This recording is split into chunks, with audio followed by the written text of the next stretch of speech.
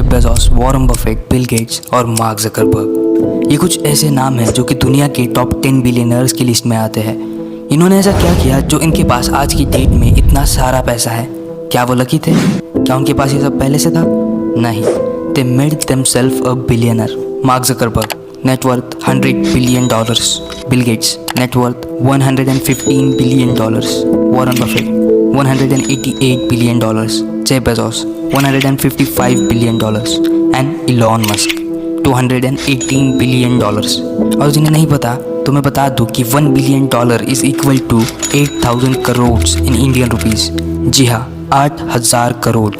और यह बात सिर्फ $1 बिलियन की नहीं हो रही है, जबकि अकेले इलॉन मस्क के पास $218 बिलियन का नेटवर्थ है, जो आप सोच भी नहीं सकते कितना बड़ा अमाउंट है। और यहाँ आप शायद एक जॉब कर रहे हो जो कि आपने बड़ी मेहनत करके एक यूनिवर्सिटी में डिग्री लेके हासिल करी। शायद आपके पास ज़्यादा सेविंग्स नहीं है, या शायद आपकी सैलरी से ज़्यादा आपके एक्सपेंसेस है, आपके क्रेडिट कार्ड के बिल्स है जो आपको मंथ एंड तक पे करने हैं। मैं भी आप एक स्टूडेंट है, मेहनत से पढ़ रहे हैं ताकि आप एक अच्छी जॉब ले सके, और पढ़ रहे हो ताकि आपको एक अच्छी सैलरी वाली जॉब मिल सके।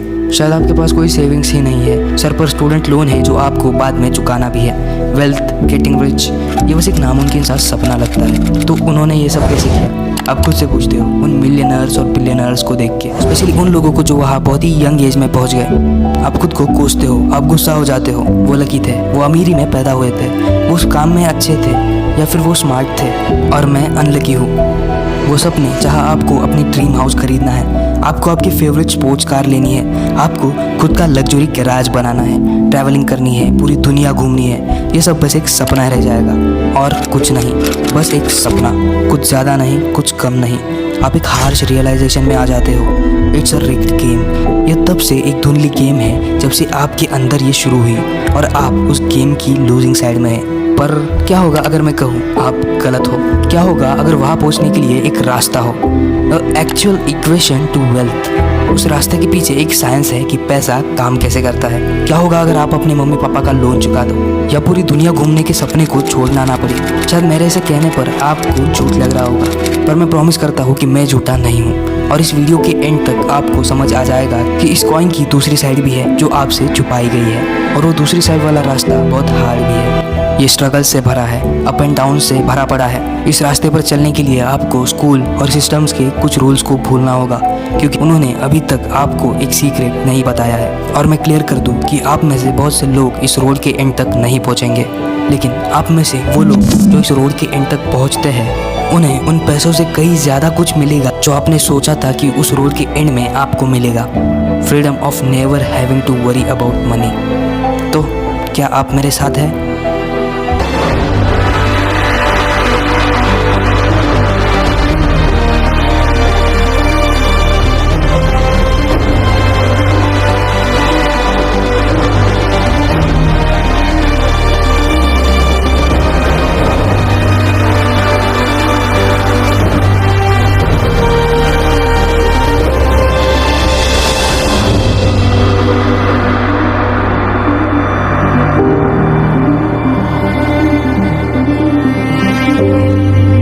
Still with me? तो चलिए अब बिना टाइम वेस्ट किए शुरू करते हैं।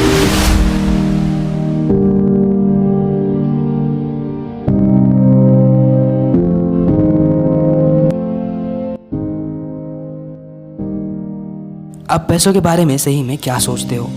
क्या ये कुछ है जिसके लिए आप काम करते हो? क्या ये कमाया जाता है, या फिर ये छीना या बनाया जाता है? It is a road cause of all evils. क्या आप इच्छा रखते हो कि आपके पास बहुत पैसा हो? क्या आप इसके पीछे भाग रहे हो? लेकिन सच तो ये है कि आप पैसे के बारे में जो भी सोचते हो वो आपको सिखाया गया है, आपके आसपास के लोगों के थ्रू और आपके इन्वायरमेंट के थ्रू। अगर आप उस परिवार में पैदा हुए हो जिनके पास बहुत ज़्यादा पैसा नहीं है, तो आप भी ये बिलीव करने लगोगे कि आप भी बहुत ज़्यादा नहीं कमा सकते। और एक फैक्ट है कि आपका स्कूल भी आपको ये सब्जेक्ट नहीं सिखाता, सिवाय उन किसी पिटे सब्जेक्ट से जो आपको लाइफ में कहीं और काम नहीं आएगा। और इसी वजह से तुम में कुछ फॉल्स बिलीव्स हैं पैसों के बारे में। अब यहाँ जुड़े रहो, क्योंकि अब हम उस तरीके को बदलने वाले हैं जिस तरीके से आप पैसे को देखते आ रहे हैं अपनी पूरी लाइफ। हॉलीवुड की एक आदत है कि वो हमेशा रिच और वेल्दी लोगों को एक बुरे, भ्रष्टाचारी और एक विलन की तरह दिखाते हैं। द क्वेश्चन इज, क्या आप भी उस टाइप में आते हो? रिसेंट रिपोर्ट जो वेल्थ एक्स ने पब्लिश करी थी, जो कि दुनिया के अल्ट्रा वेल्दी लोग जिनके पास $30 मिलियन या उससे ज़्यादा कहीं का नेटवर्थ है, उनमें से 68% सेल्फ मेड थे। Warren Buffett self made billionaire, Howard Schultz born in poverty, Jeff Bezos self made billionaire, Elon Musk self made billionaire, Sara Blakely self made billionaire. क्या वो चीज़ है जो इन लोगों को पता है जो तुम्हें नहीं पता?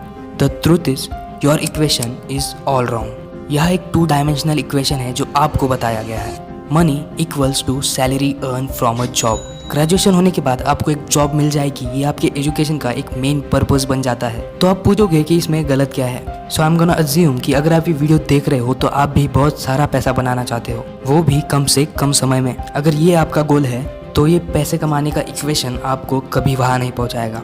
हम सब के पास एक रिसोर्स है जो कि बहुत ही कीमती है और ये हम सबको लाइफ में एक बार ही मिलता है, और अगर वो चला गया तो वापस कभी नहीं आता।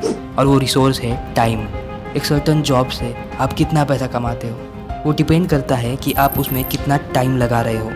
अगर आप 500 रुपये पर हावर का कमाते हो और काम करते हो 40 आवर्स अ वीक, तो आपको लगभग 24 साल तक लग जाएंगे लगभग $1 मिलियन कमाने में।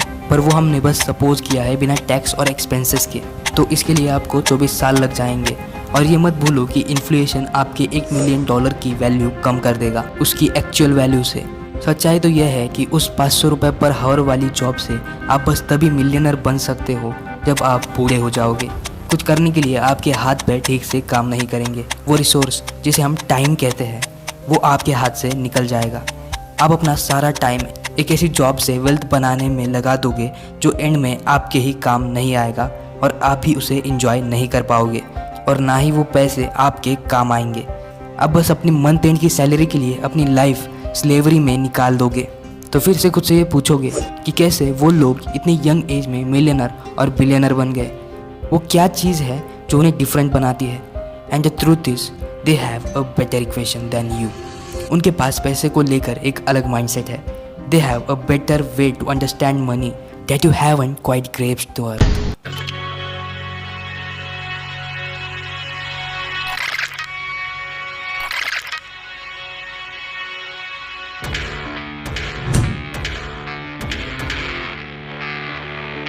अब मेरी बातों को ध्यान से सुनो।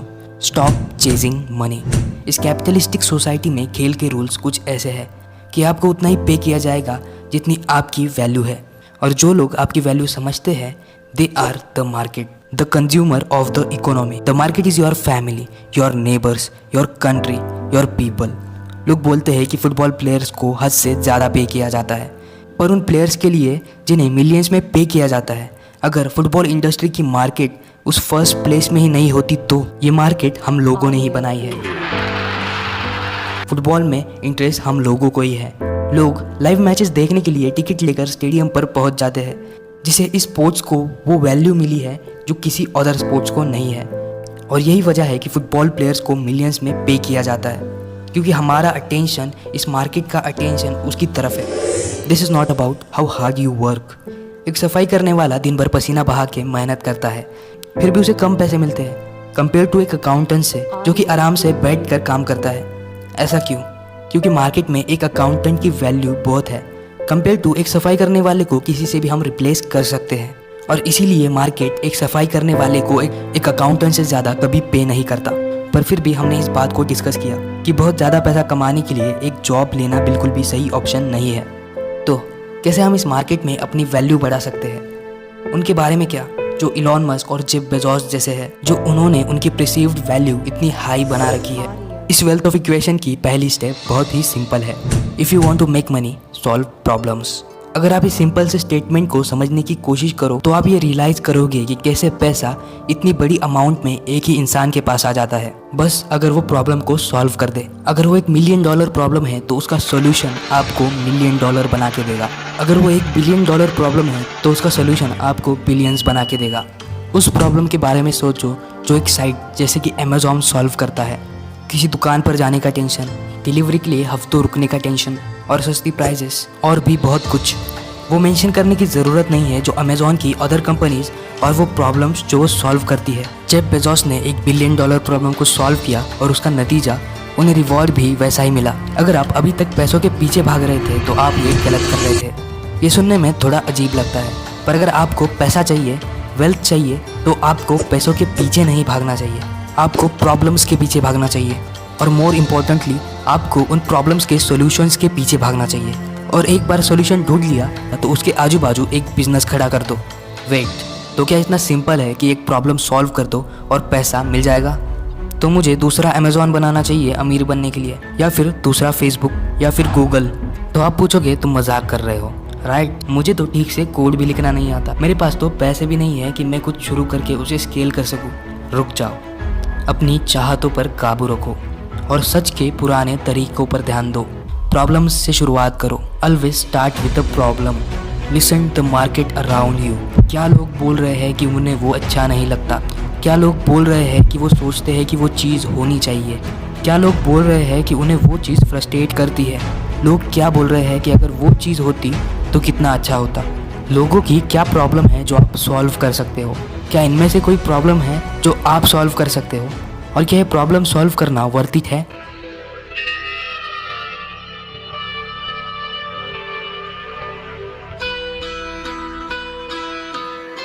Part 3, a problem worth solving.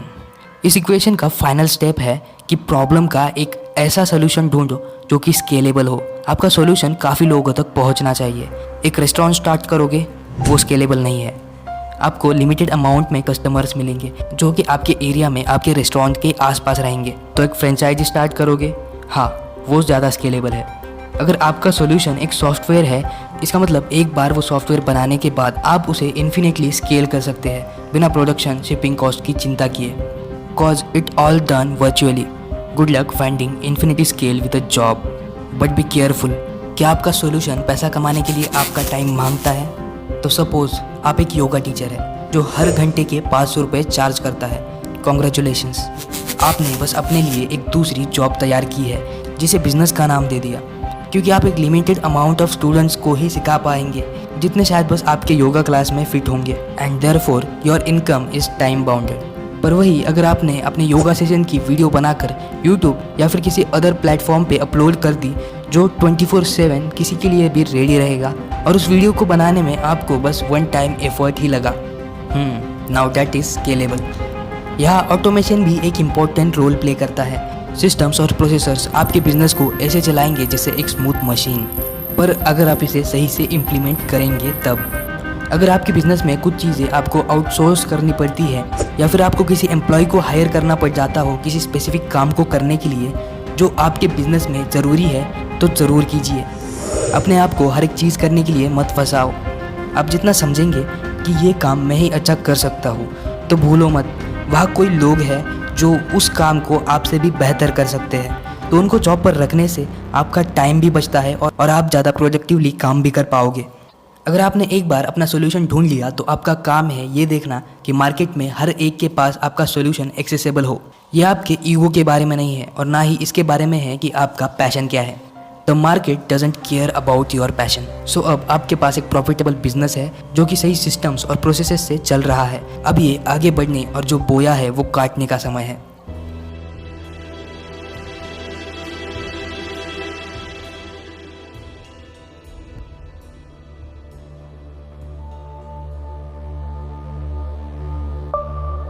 यहाँ पे लाइकली दो तरह के रास्ते हैं, अपने बिजनेस को कंटिन्यू करना और या फिर उसके वैल्यूएशन पर उसे सेल कर देना।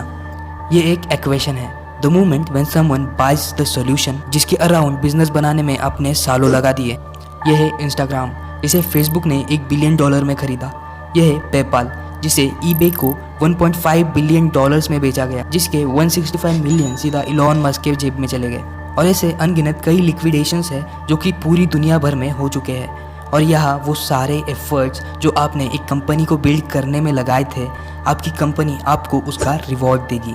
और अगर आपने अपने बिजनेस को कंटिन्यू करना सही समझा तो यहाँ कई रीजंस हो सकते हैं जिससे आपने ये करना चाहा। शायद आप उस कंपनी को पसंद करते हैं जो आपने बनाई है, जैसे किसी बच्चे को बड़ा करके उससे दूर नहीं जाना चाहते। शायद आपको लगता है कि आप अपनी कंपनी में और ज़्यादा वैल्यू ऐड कर सकते हो और जितना अभी है उससे कई ज़्यादा प्राइस में सेल करना चाहते हो। मतलब वो बिजनेस बैकग्राउंड में पैसिवली आपके लिए पैसा बनाता रहेगा। You don't have to much to keep the wheels turning. या शायद उन तीनों चीज़ों का कॉम्बिनेशन हो। Either way you did it. आपने वो प्रॉब्लम सॉल्व कर दी, जो मार्केट चाहता था कि वो सॉल्व हो जाए, और मार्केट ने इसलिए आपको रिवॉर्ड भी दिया। तो अब मैं आपसे पूछता हूँ, was it all for anyway?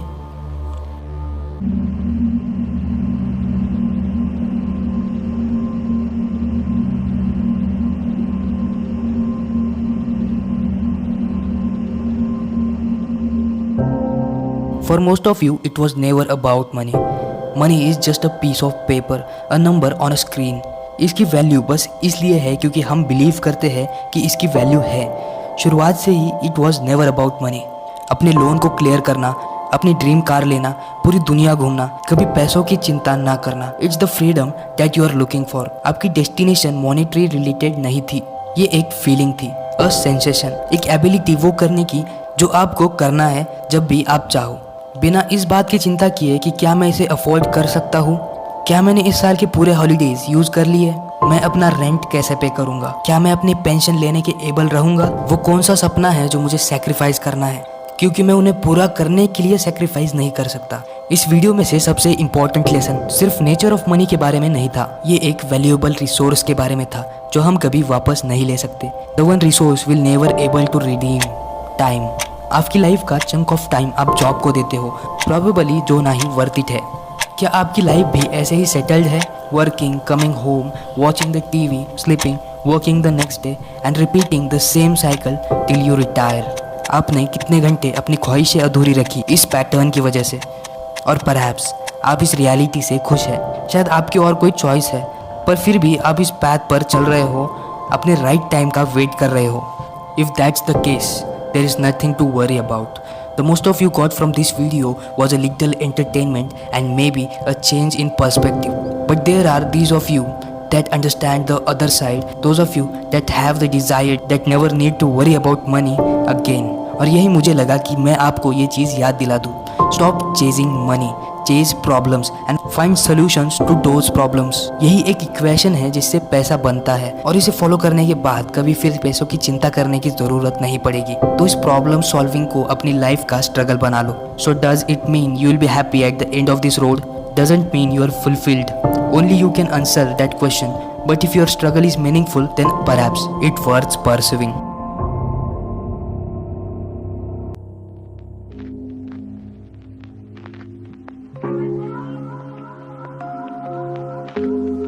And there is your equation to wealth. Of course मैंने बहुत सी चीज़ें इस वीडियो में मिस कर दी है। The topic of business, money, entrepreneurship, ये सब मेरे लिए बहुत बड़ी चीज़ है एक ही वीडियो में कवर करना। पर अगर आप मेरे साथ इस जर्नी को स्टार्ट करना चाहते हैं तो मैं आपको हेविली रिकमेंड करूंगा कि आप एमजे डिमॉर्को की बुक पढ़ें, जिन्होंने हेविली इस वीडियो को बनाने में मुझे इंस्पायर किया है। Now come to the our original point that I made at the start. ज़्यादातर लोग कई रीजंस की वजह से सक्सीड नहीं हो पाते, पर फेलिंग का सबसे इम्पोर्टेंट पार्ट है कि जल्दी फेल हो जाओ और जल्दी से दूसरी जीत की तैयारी करो। और अगर आप वो कर रहे हो जो स्ट्रिक्टली आपके बिजनेस से नहीं जुड़ा है, पर आप पैसा कमाना चाहते हैं, तो अपने आप से पूछो कि कौन सी प्रॉब्लम है जो मैं सॉल्व कर रहा हूँ। सो अगर आप यहाँ तक वीडियो देख रहे हैं then thank you very much, क्योंकि मुझे ऐसे नॉलेजेबल वीडियोस बनाने के लिए घंटों या फिर दिनों तक काम करना पड़ता है। Scripting, editing, voice effects, researching, इन सब में अपना टाइम इन्वेस्ट करके ये वीडियो उसका रिजल्ट है, और आपने इस वीडियो को पूरा देखा, इसलिए thank you very very very much. Video अगर अच्छा लगा हो तो वीडियो को लाइक करना मत भूलो, और चैनल को सब्सक्राइब करके बेल आइकन को प्रेस कर देना ताकि आपको आने वाली वीडियोस का नोटिफिकेशन मिल सके। So keep learning and keep growing. मिलते हैं अगली वीडियो में। Till then bye bye.